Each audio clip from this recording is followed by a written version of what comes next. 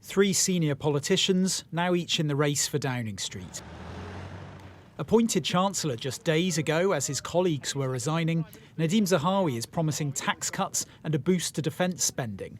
The Iraqi refugee turned businessman clearly appealing to MPs eager for a different approach to the economy.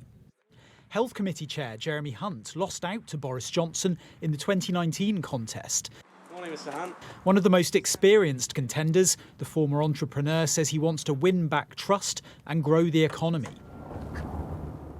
Transport Secretary Grant Shapps has been a loyal ally of the current Prime Minister. He's pitching himself as a traditional Conservative who won't chase headlines.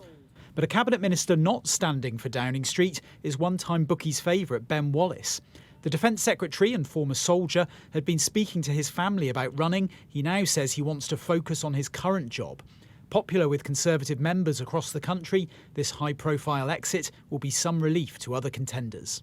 Ben Wallace was top. He came out in any contest against any comer.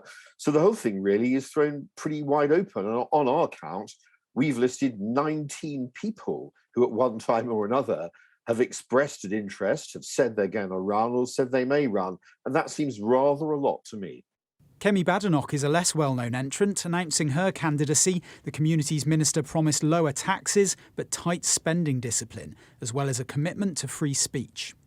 There could be around a dozen people who eventually stand in what is a wide-open race to succeed Boris Johnson here.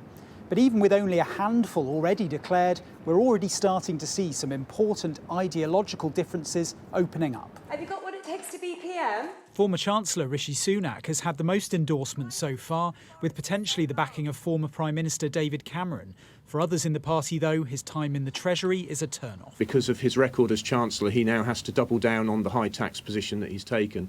The big question is whether taxation at this level is doing more harm than good, and I'm afraid I think that it is. So although I've great admiration for Rishi, and he's often said all the right things, he's now doubling down on a very difficult position that I think is quite harmful. But Sunak supporters say he'll be the grown-up in the room. He's a tax cutter, and so am I. But you've got to cut the tax responsibly, because otherwise you're going to have to take really massive reductions in public spending, probably more than we can bear at the moment, or borrow more and more. And that's actually just shoving the taxation burden onto the next generation. Locked in meetings with advisers at her London home, Foreign Secretary Liz Truss is also likely to show her hand in the coming days. 7 contenders now running, with more to come.